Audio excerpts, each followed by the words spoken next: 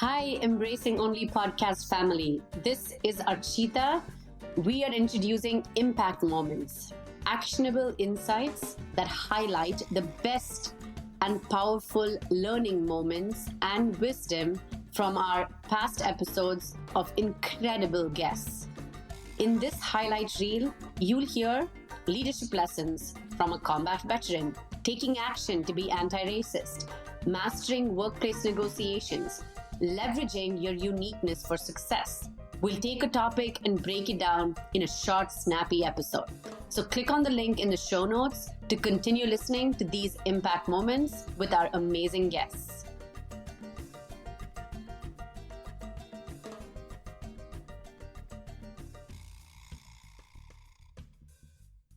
Something we hear a lot with our audience, people within or external to women, within or external to corporate, maybe they've shifted out of corporate and they're in the spot where they look up and they don't see anybody that looks like them.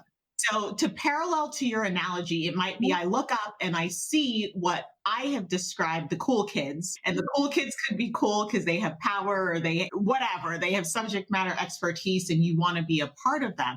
What advice would you give women right now that are still struggling to find themselves, right? They're still trying to fit in versus just being.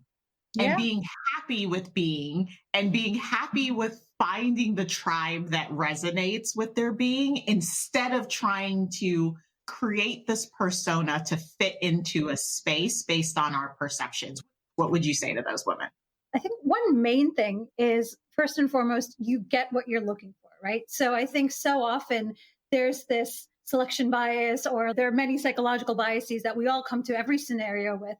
But so often, if we go into a situation thinking, oh man, there's nobody in here like me and I'm so different and I don't belong here, we will find endless data points to support that narrative. Because of course, there are many data points that will support that narrative. On the flip side, and this isn't just like a weird mental trick, this is reality. And it's born of psychological research.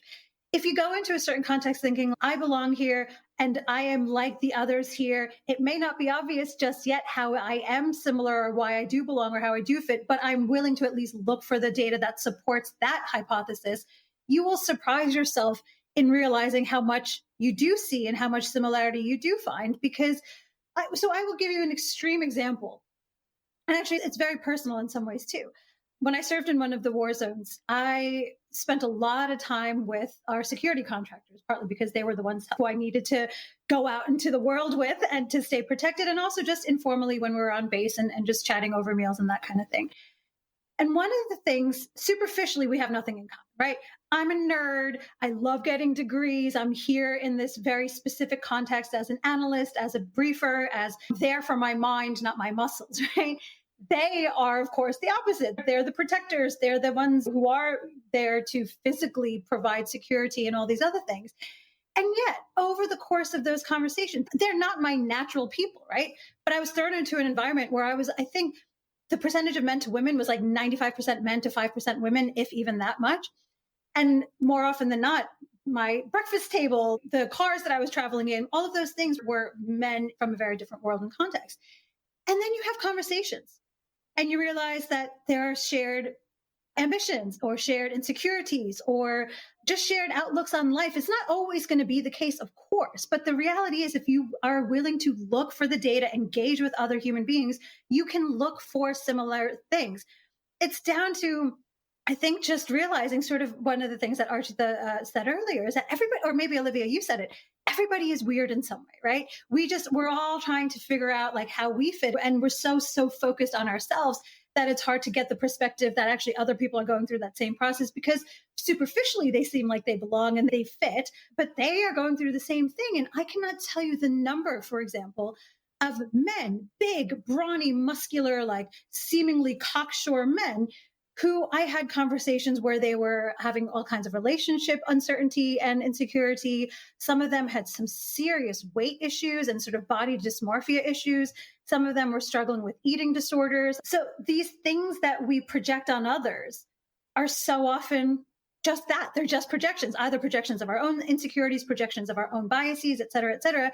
And of course, the same is happening in the other direction towards us. So all I would say is, like I shared earlier, to anyone in your audience who's trying to figure out how they fit or if they fit or why they fit, look for those examples where you do, because you will find them. You have to make a bit of an effort. You have to be willing to challenge your own insecurities and challenge your own assumptions about yourself and your assumptions about other people. You can find commonality in any context, pretty much, even with people who you think you vehemently disagree with or oppose their political views or whatever it is. It might not be that you want to hang out with them all the time, but you will find commonalities if you're willing to look for them. And of course, in a workplace context, this is exactly the same thing, right? You're not going to 100% relate with or resonate with every single person. That's just life. But you will find your people. You will find your tribe if you are willing to look. And they won't look like what you might expect. Again, going back to the CIA, my tribe was a bunch of really nerdy looking guys. It was some of these security contractors. It was some badass women who did incredible things that I would never have imagined were even things that a human being could do, and everything in between. And it's not like I could do every single thing that they could, but there were elements of commonality between them. And they were so disparate in their upbringings, in their views on things, in their politics, et cetera, et cetera. But those were my people, right? We found like commonality. And I say this a little bit in the TED Talk. One of the great things about working at a place like the CIA, but also now, to be honest, I've been exposed to so many different organizations, pretty much working in any large organization. Everyone's weird in some way. Everyone feels they don't fit in some way. Everyone is going through a similar conversation. Maybe they're hiding it better, or maybe they've dealt with it more effectively, but everyone's going it. So again, go into these contexts almost assuming that everyone is on the same page as you are in going through those same uncertainties and questions. And then you will, again, if you're willing to look for it, find the commonalities and proof that you belong there. So much resonates because, so much. Because as I said, this could be a 3-hour conversation for this very reason. When you're walking into these spaces, we sometimes subject ourselves to the belief that we need to show up in defense to protect who we are, why we are, and what we believe. But if we change that to say that irrespective, there are lots of inequities in this world that afford us the chance to speak up or not. If we show up knowing that these exist but not coming from a place of defense, we give others and ourselves the opportunity to actually be the it we are seeking around us.